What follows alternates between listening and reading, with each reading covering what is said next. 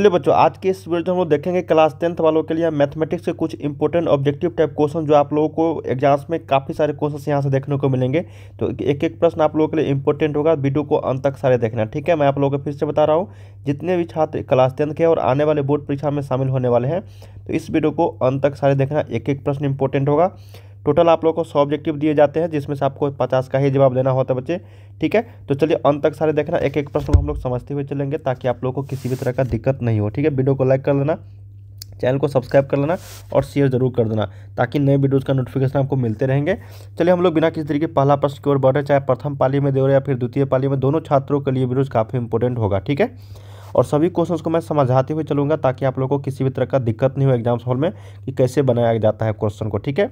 अगर इस टाइप के होते हैं प्रश्न आप लोगों के एग्जाम्स में तो चलिए पहला प्रश्न देखते हैं कि 2052 के अभाज्य गुणनखंड में 3 का घात क्या है बच्चे। देखो, जब भी अभाज्य गुणनखंड बोला जाएगा तो सिर्फ और सिर्फ जो 2052 यहाँ पे लिखा गया उसका हम लोग क्या करेंगे, गुणनखंड निकालेंगे। गुणनखंड आप लोगों को पता होगा कैसे निकालते हैं। सबसे पहले जो छोटी संख्या से भाग देते हैं, यहाँ पे जो अगर 2 से कट रहा है तो 2 से, या फिर 3 से कट रहा है तो 3 से। तो 2 से कट रहा है तो यहाँ पे देखो 1026 हो जाएगी ये, फिर 2 से कटेंगे तो इसको ये हो जाएगा आपका 513। अब देखो यहाँ से कितने से कटेगा ये, ठीक है ना, 3 से कटाते हैं तो 17 या 51 एक हो जाएगा ये, फिर 3 से कटाएंगे तो ये 3 पंचे 15, 3 9 27, यही होगा ना, 3 सत्ते 21, ठीक है। अब देखो यहाँ से 3 से कटाएंगे तो ये 19 या 57, अब तो नहीं कटेगा, 19 किसी से नहीं कटता है। तो अब देखो यहाँ पे 2 के पावर 2 गुने 3 के पावर 3 और गुने 19 के पावर 1। तो बोला गया है यहाँ पे 3 का घात, तो 3 के पावर कितना है, इसी को हम लोग घात बोलते हैं। तो 3 जो है कितना बार आया है, तो यहाँ पे 3 बार आया है, तो टोटल क्या बोलेंगे, 3 का घात 3 है। कितना है 3 का घात, यहाँ पे 3 है, ठीक है। अगर 19 का घात पूछता तो 1 बताते, 2 का घात पूछता तो 2 बताते, ठीक है ना। तो इस तरह के अगर प्रश्न आप लोगों के एग्जाम्स में पूछे जाएंगे बच्चे तो आप आसानी से बना दोगे कि अभाज्य गुणनखंड किसी कोई संख्या दे दिया जाएगा और उसमें से पूछा जाएगा कि इसका घात कितना होगा, ठीक है। तो आप आसानी से इस क्वेश्चन को सोल्व कर पाओगे। सेकेंड हमारे पास है कि निम्नलिखित में से किसका दशमलव प्रसार शांत नहीं है। देखो ध्यान देना, शांत नहीं है। अब मैंने आप लोग को कई बार बता रखा था कि अगर p/q कोई संख्या है, ठीक है ना, p/q के रूप में, और बोला जाएगा q का जो मान होगा वो 2 और 5 के रूप का होता है, ठीक है, 2 और 5 के रूप का, तो समझ लेना वो क्या होगा, आपका शांत दशमलव प्रसार होगा, ठीक है। 2 और 5 के अलावा अगर कुछ भी आ जाएगा तो समझ लेना वो अशांत होगा। देखो 2 और 5 है तो समझ लो कि ये क्या है, आपका शांत है। क्या है, शांत है। 2 और 5 में कोई एक भी आए ना, या 2 आए या फिर 5 आए या फिर दोनों आए, तो दोनों में से कोई एक भी संख्या आ जाएगी तो आपको वो समझ लेना कि वो शांत हो जाएगा। 2 और 5 के अलावा अगर कुछ भी आ जाए ना, कुछ भी 3 आ जाए, 7 आ जाए, 11 आ जाए, 13 आ जाए, तो वो हमेशा अशांत हो जाएगा। जैसे यहाँ पे देखो 2 और 5 आया तो ये भी क्या होगा, शांत होगा। देखो यहाँ भी 2 और 5 आया है नीचे में, तो ये भी क्या होगा, आपका शांत होगा। लेकिन यहाँ देखो 2 तो आया है, लेकिन यहाँ पे क्या आ गया, 7 आ गया है, तो ये क्या होगा, अशांत हो जाएगा। क्या हो जाएगा, ये अशांत हो जाएगा, ठीक है। तो यहाँ पे 2 का सही उत्तर क्या हो जाएगा, सी। तो शांत और अशांत में आप लोगों को कन्फ्यूजन नहीं होना है बच्चे। शांत और अशांत जो है काफ़ी सिंपल प्रश्न होते हैं, यहाँ पे आपने समझाया और आप लोगों ने जाना कि किस तरीके से प्रश्न पूछे जाते हैं और बनाते कैसे हैं, ठीक है, शांत और अशांत को समझते कैसे हैं। थर्ड है हमारे पास कि x इंटू 2x - 5 - 3 के शून्यकों का योग। इसको थोड़ा सा अगर हल करोगे तो यहाँ जो हो जाएगा 2x² माइनस में हो जाएगा 5x माइनस में 3। अब देखो ये तुलना करेंगे हम लोग ax² प्लस में bx और प्लस में c से। शून्यकों का योग पूछा गया तो मान लेते हैं अल्फा और बीटा इसका क्या है, शून्यक है, तो अल्फा प्लस बीटा हम लोग जानते हैं -b/a होता है। तुलना कर देंगे इससे। अब -b की जगह पे -5 और a की जगह पे यहाँ पे 2 है, तो माइनस माइनस प्लस हो जाएगा, तो ये 5/2 सही उत्तर हो जाएगा, 5/2। यही हमारे प्रश्न का सही उत्तर है, ठीक है। और शून्यकों का अगर गुणनफल पूछता अल्फा इंटू बीटा तो c/a बताते हैं, तो c के जगह पे यहाँ पे -3 और a के जगह पे क्या होता है 2, तो हो जाएगा -3/2। ये होता है अल्फा इंटू बीटा, ठीक है। समीकरण इतना -3 जो दिया गया, एक मूल अगर -3 है तो p का मान क्या होगा। जब मूल बोला गया ना -3, तो इसका मतलब इसको ये सेटिस्फाइड करेगा बच्चे, क्या करेगा, सेटिस्फाइड करेगा। तो x के जगह पे हम लोग क्या करेंगे, -3 रखेंगे, ठीक है। तो 2 गुने -3 का होल स्क्वायर प्लस में p इंटू -3 माइनस में 3 बराबर 0। अब देखो 2 गुने -3 का स्क्वायर करेंगे तो 9 आ जाएगा, और इसमें अगर मल्टीप्लाई करेंगे तो -3p और -3 बराबर 0। तो 9 दूनी 18 में से 3p और -3 बराबर 0। अगर 3p को उस साइड लेकर जाएंगे तो 3p पॉजिटिव हो जाएगी, और 18 में से 3 घटाएंगे तो कितना हो जाएगा, आपका 15 हो जाएगा, ठीक है। तो पी का वैल्यू यहाँ से 15/3 हो जाएगा और इसको कटाएंगे तो ये 5 हो जाएगा। इसका मतलब पी का मान कितना आया, 5 आया। कितना आया बच्चे, 5। यही ऑप्शन नंबर सी में है, यही करेक्ट हो जाएगी। अगला देख लेते हैं, हमारे पास प्रश्न है, कहा गया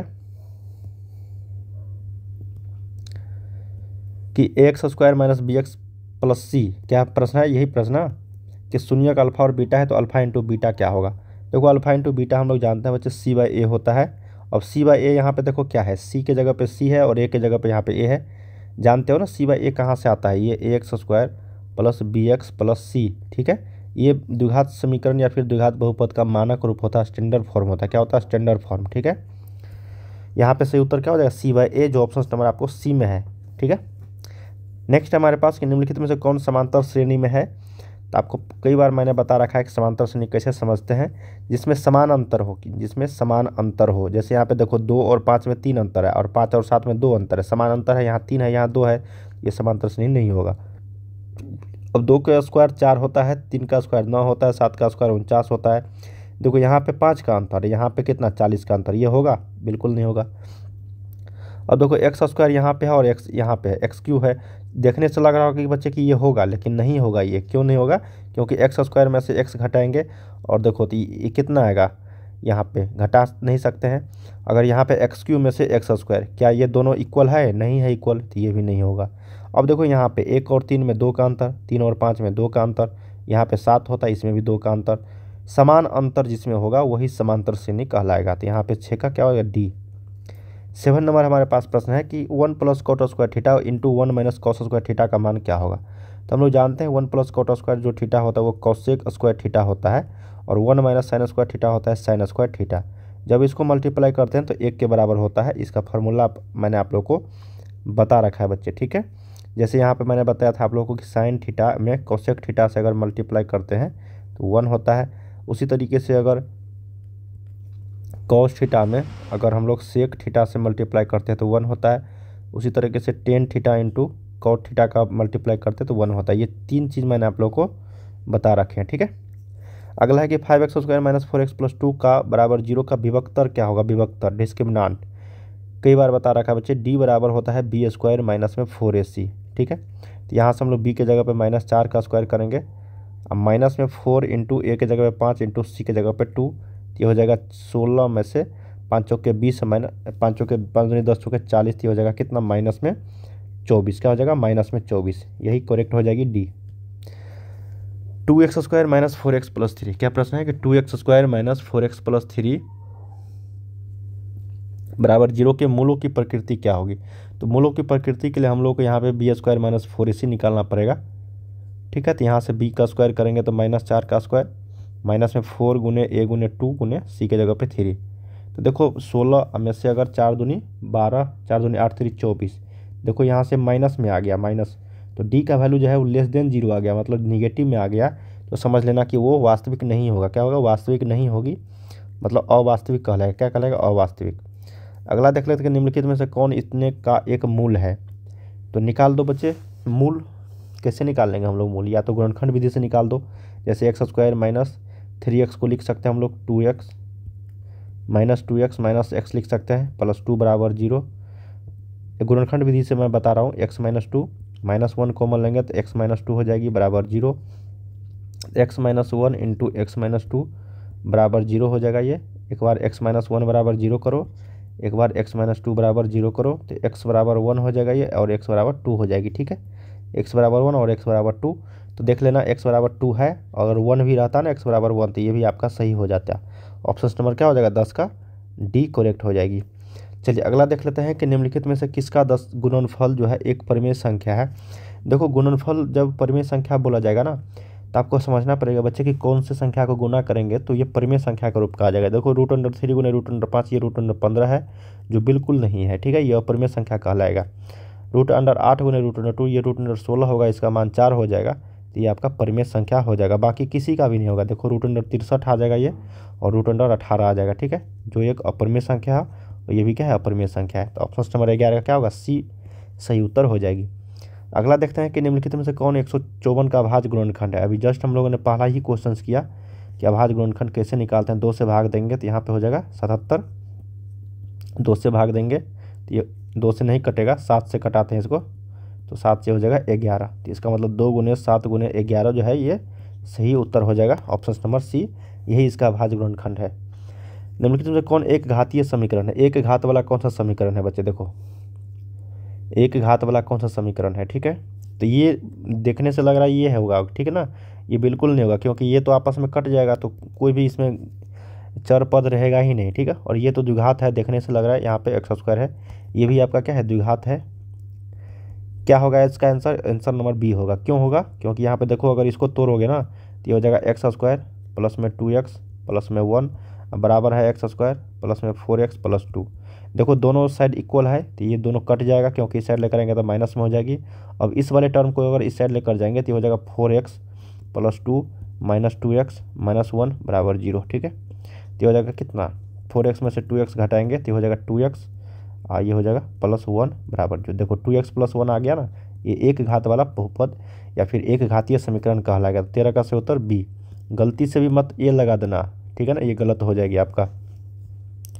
नेक्स्ट है कि निम्नलिखित में से कौन द्विघात समीकरण है? द्विघात समीकरण कौन सा है? ये नहीं होगा, ये भी नहीं होगा क्योंकि आपस में कट जाएगा। ये तो बिल्कुल नहीं होगा क्योंकि यहाँ पे एक्स स्क्वायर आ जाएगा और इससे मल्टीप्लाई करेंगे तो एक्स क्यू हो जाएगी। ऑप्शन नंबर जो है सी होगा। क्या होगा? सी होगा, द्विघात समीकरण। अगला है कि इस समीकरण के मूल बराबर है तो के का मान क्या होगा? जब मूल बराबर होता है तो इसका मतलब डी का मान बराबर, तो डी का मान 0 हो जाएगा, बी स्क्वायर माइनस 4ac का मान 0 हो जाएगा।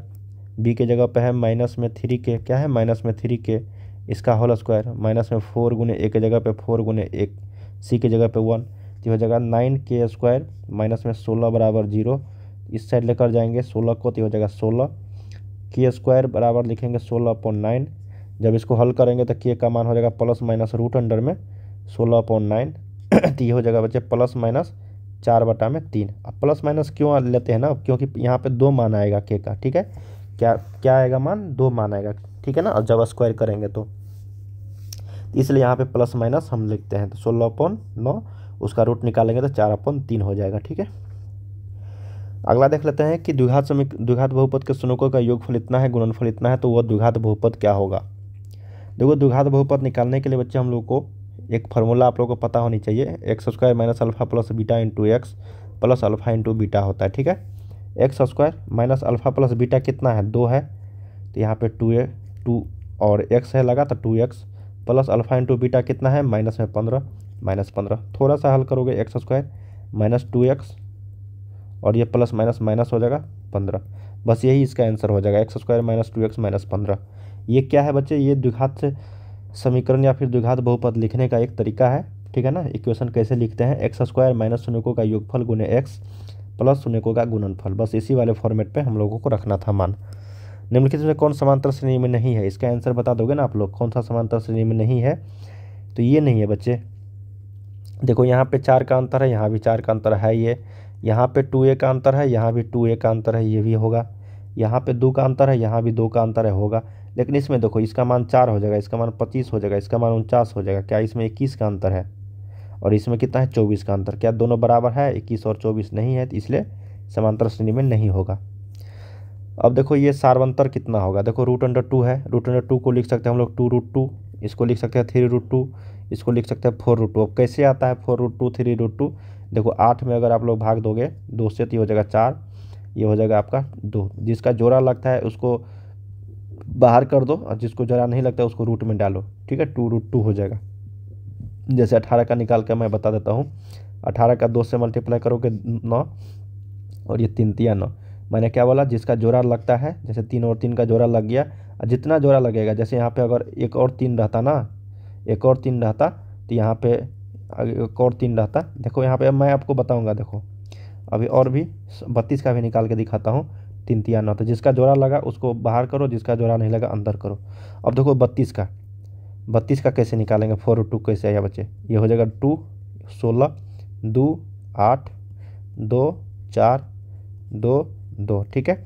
जिसका जोड़ा लगता है तो एक का जोड़ा लगा 1, फिर गुना करेंगे, जिसका जोड़ा लगा फिर एक बार लिखेंगे और जिसका जोड़ा नहीं लगा उसको रूट में डाल देंगे, ठीक है।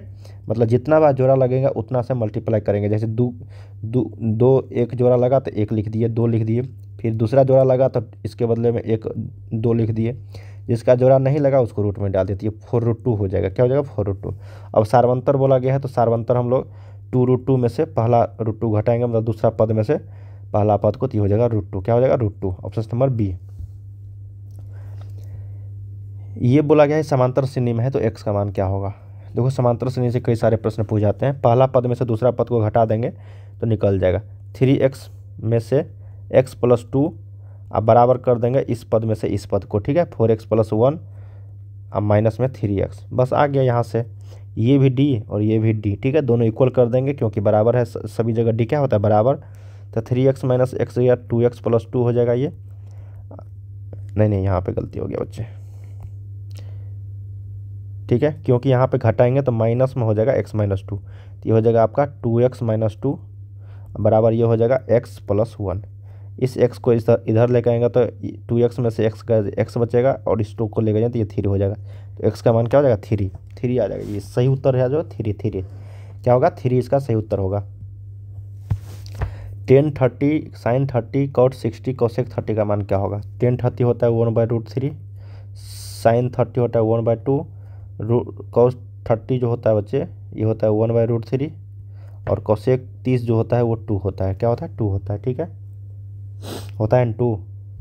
तो ये से 2 से 2 आपका चला गया, √3 से √3 में गुना करेंगे तो 1/3। सही उत्तर इसका ऑप्शन नंबर बी आ जाएगा।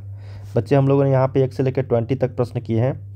बहुत सारे क्वेश्चंस मैं आप लोगों को और बताऊंगा, काफ़ी सारे क्वेश्चंस का समावेश लेकर आऊँगा, टोटल काफ़ी सारे ऑब्जेक्टिव मैं आप लोग को लेकर यहाँ पे आने वाला हूँ। तो चैनल को सब्सक्राइब कर लेना ताकि नए वीडियोज़ का नोटिफिकेशन बस आपको मिलता रहेगा। मिलते हैं अगले वीडियोज़ में, तब तक के लिए आप लोग पढ़ाई करते रहिए। बाय बाय सभी को।